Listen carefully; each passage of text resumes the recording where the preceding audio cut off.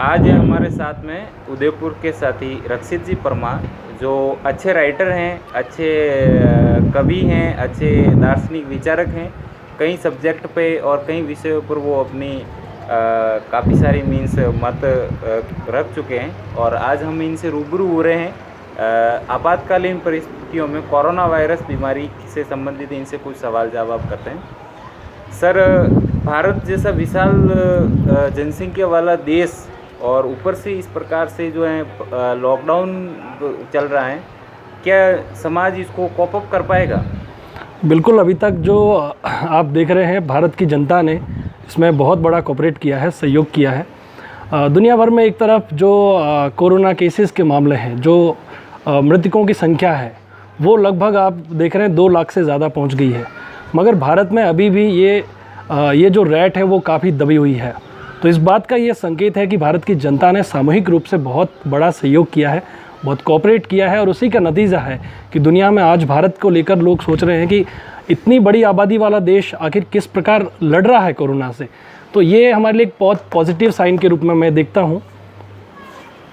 समाज में 2 प्रकार की मीन्स थिंकिंग डेवलप हो रही है। एक तरफ तो लोग ये विरोध कर रहे हैं कि फॉरेन कंट्री से लोगों को भारत में नहीं लाना चाहिए था, मोदी जी को मीन्स बाहर से एंट्री नहीं देनी थी बाहर के लोगों को, ताकि कोरोना वायरस नहीं आता है। दूसरी तरफ हमारे लोग जो फंसे हुए हैं बाहर गुजरात महाराष्ट्र में, उनको लाने के लिए विचार करें तो हम किस प्रकार से सोच रहे हैं? एक तरफ तो कह रहे हैं कि बाहर के लोग नहीं आने चाहिए, दूसरी तरफ कह रहे हैं कि आने चाहिए। तो ये मीन्स एक कंट्रोवर्सी डेवलप करने वाली बात है। नहीं, ये कंट्रोवर्सी नहीं है। अगर ये क्वारंटाइन के प्रोसेस में आता है कम्प्लीटली, कि अगर कोई भी व्यक्ति जैसे सपोज भारत से बाहर से कोई आया है तो उसको आप एयरपोर्ट वगैरह पे उसको क्वारंटाइन करो, वहीं पे उसको रोकना होगा।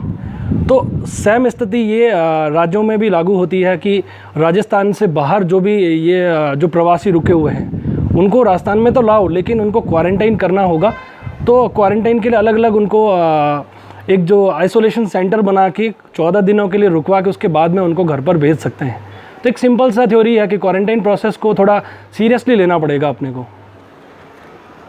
अभी तो स्थिति काफ़ी नियंत्रण में है, इसके लिए आप किसको मीन्स बेहतरीन प्रदर्शन हो रहा है अभी, तो इसके लिए किसको आप अपना इस क्रेडिट देना चाहेंगे? राज्य सरकार राजस्थान को या फिर भारत सरकार को? क्योंकि दोनों का ही इम्पोर्टेंट गाइडलाइन रही है। देखो, जहाँ तक अभी तक देखा है कि भारत सरकार और जो राज्य सरकार है उनका समन्वय दोनों का बहुत अच्छा है और एक बेहतर कॉम्बिनेशन जब केंद्र और राज्य के मध्य होता है तो किसी भी संकट को मैं समझता हूँ कि टाला जा सकता है। और यहाँ पर जो एक मुख्यमंत्रियों की प्रधानमंत्री के साथ समय समय पर बातचीत हुई है, गाइडलाइंस जो इशू हुए हैं, तो क्या केंद्र भी बराबर एक लीड रोल में है फिलहाल और उसको देखते हुए राज्य भी बराबर सपोर्ट कर रहे हैं। तो मैं मानता हूँ कि ये एक अच्छी बात है कि जब राज्य और केंद्र बराबर समन्वय स्थापित करते हैं तो कोई भी चीज़ मैंने कहा कि अभी एक संघवाद की जो धारणा है वो प्रबल है, यानी कि जो केंद्र से कोई भी नियम लागू होगा तो तुरंत वो स्टेट्स में बराबर लागू होगा। तो इसको रेगुलेट करने में स्टेट्स मैं समझता हूँ कि काफ़ी सपोर्ट कर रहे हैं। तो ये काफ़ी स्थिति कंट्रोल में है इस वजह से भी। ये जो सोशल डिस्टेंसिंग है, फिजिकल डिस्टेंसिंग जी, इसको लेकर के समाज काफ़ी असमंजस की स्थिति में है। इसको मेंटेन नहीं कर पा रहे हो लाख कोशिशों के बावजूद भी, क्योंकि इतने संसाधन नहीं है। इसी वजह से ये भी एक इसकी बहुत बड़ी कमी है। तो इसको किस तरीके से हैंडल करना चाहिए या किस तरीके से सोशल डिस्टेंसिंग अपने को रखनी चाहिए? पहली बात तो क्या है कि जो भारत में एक प्रकार की प्रवृत्ति रही है लोगों में कि लोग आपस में मिलजुल कर रहते हैं, तो ये एक थोड़ा अपोजिट एक विचार है, मगर फिर भी लोगों ने इसको समझा है। बीमारी की कोविड-19 की भयावहता को देखते हुए, इसके खौफनाक जो दुनिया में एक मंज़र जो देखने को मिले हैं उसको देखते हुए भारत की पब्लिक ने इसको काफ़ी हद तक समझा है। और जो प्रिवेंटिव मेजर्स के रूप में एक सोशल डिस्टेंस यानी फिज़िकल डिस्टेंस की जो बात है उसको काफ़ी हद तक लोगों ने फॉलो किया है और लोग कर भी रहे हैं। मगर एक जो निचला तबका है जो इस तरह की जानकारी नहीं रखता है, उनको भी बात समझ में आ गई है। आज मज़दूर वर्ग वगैरह हैं, वो लोग भी मतलब कपड़े के मास्क वगैरह लगाकर थोड़ा दूरियां बना रहे हैं। तो उनको समझ में आ रहा है कि ये कोरोना एक बहुत ही भयानक बीमारी है और इससे बचने के लिए ज़रूरी है कि एक फिज़िकल डिस्टेंस मेंटेन की जाए। मगर जो एजुकेटेड लोग हैं वो कहीं ना कहीं एक नया माध्यम स्थापित करके जो सोशल क्लोजिंग की बात है वो ऑनलाइन माध्यम के भी माध्यम से जुड़कर भी सोशली क्लोज हो रहे हैं, एकजुटता, एक आपस में कनेक्ट हो रहे हैं एक दूसरे से। तो जो social distancing in the sense physical distancing से था, तो मैं समझता हूँ कि लोगों में काफ़ी कुछ अवेयरनेस आई है और आगे भी ये उसको लोग सीरियसली लेंगे। खैर, राज्य और केंद्र सरकार द्वारा कोरोना से निपटने के लिए काफ़ी बेहतरीन प्रयास किए जा रहे हैं, लेकिन लॉकडाउन में एक कोरोना वायरस के साथ साथ में एक बहुत बड़ी एक समस्या और पैदा हो रही है, भूखमरी की। तो इसको कंट्रोल करने का कोई रोड मैप? हाँ, रोड मैप तो अभी केंद्र सरकार ने जो मज़दूर वर्ग है उनके लिए 1-1 हज़ार रुपये की कुछ मासिक पेंशन के रूप में दी जाने की बात कही है। और राज्य सरकारों ने भी अपने अपने स्तर पर इन्होंने भी प्लानिंग और रोड मैप बनाए हैं ताकि जो एक मज़दूर वर्ग है फ़िलहाल जो रोज़गार से वंचित है उनको एक आर्थिक सहयोग देने की बात चल रही है। तो तुरंत इस समस्या से भी निजात पा लिया जाएगा। मगर फिर भी एक प्रश्न ये है कि जो एडमिनिस्ट्रेशन की एक अप्रोच है, इम्प्लीमेंटेशन की बात है, वो किस हद तक हो पाती है, ये थोड़ा सा देखना रहेगा। तो इम्प्लीमेंटेशन में हमारे जो ऑफिसर्स हैं, कर्मचारी हैं, उनको थोड़ा सा बहुत सक्रिय होकर काम करना होगा, तभी केंद्र या राज्य से जो भी सुविधाएं या जो भी उनके लिए स्कीम लागू की गई है या सुविधा प्रदत्त हो रही है वो तुरंत उन तक पहुँच सकेगी। क्योंकि हालात अभी जान ही रहे हैं कि इतने विकट हालात हैं और उन तक ये मदद हर हाल में पहुंचनी चाहिए। तो जो सक्रियता की बात है वो एडमिनिस्ट्रेशन लेवल पे काफ़ी सक्रिय होने की बात है।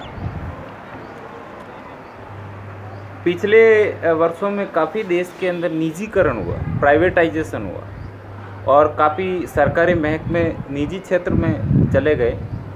आज ऐसी संकट की स्थिति में उन निजी संस्थानों का कोई योगदान नहीं है, तो क्या उन प्राइवेटाइजेशन जो संस्थाएं हुई हैं उनका सरकारीकरण कर दिया जाना चाहिए जब उनका कोई उपयोग नहीं हो रहा है? आप क्या मानते हैं? हाँ, ये चीज़ तो मुझे भी पहले लग रहा था कि एक बार तो मुझे ये लगा कि पीपीपी मोड पर किसी चीज़ को देना हो सकता है एक बेनिफिट कॉन्सेप्ट हो, क्योंकि सरकार जो जिस प्रकार से एक्टिव थी इन चीज़ों को लेकर, उनका एक जो मानना था कि हाँ ये प्राइवेटाइजेशन होने से चीज़ें बेहतर होगी।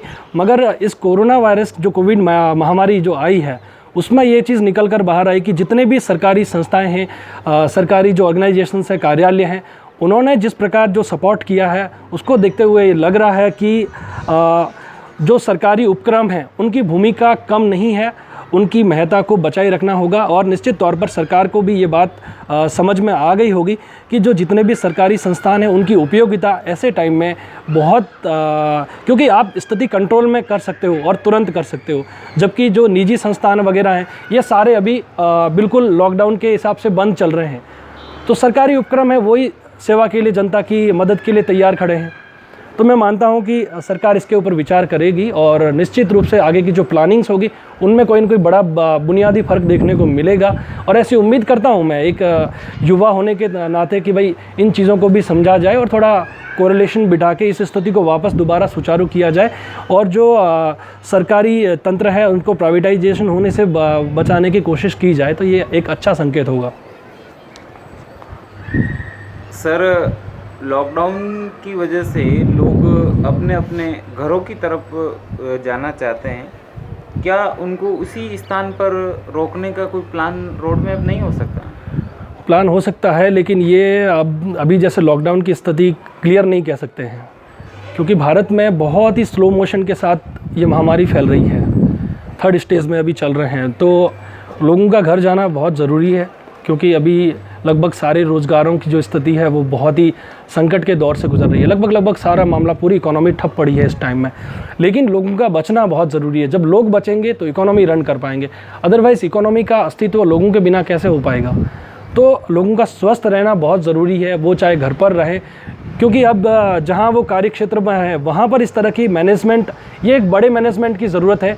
हालांकि सरकार की इच्छा शक्ति और जो कंपनियाँ हैं, फैक्ट्रीज़ हैं, उनके सपोर्ट पर भी ये डिपेंड करेगा कि वो क्या इस तरह की सुविधाएं उपलब्ध करवा पाते हैं या नहीं। तो एक बड़ा प्रश्न है और मुझे लगता है कि इसमें एक जो कॉर्पोरेट देखने को मिलना, जो कॉर्पोरेट की एक जो उम्मीद थी वो कॉर्पोरेट शायद नहीं मिला है।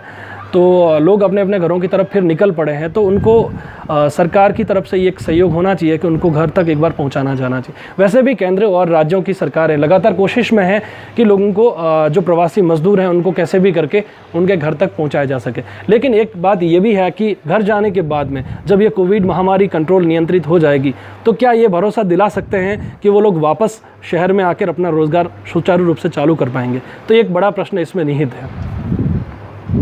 ये थे हमारे साथ में रक्षित जी परमार। काफ़ी दार्शनिक है, काफ़ी सारे मुद्दों पर इन्होंने अपने मत और अपने बात रखी हैं, और इस मुद्दे पर भी आप हमारे साथ में जुड़े और आपने देश को एक अमूल्य एक गाइडलाइन दी है, इसके लिए हम आपके आभारी हैं। धन्यवाद सर, थैंक यू।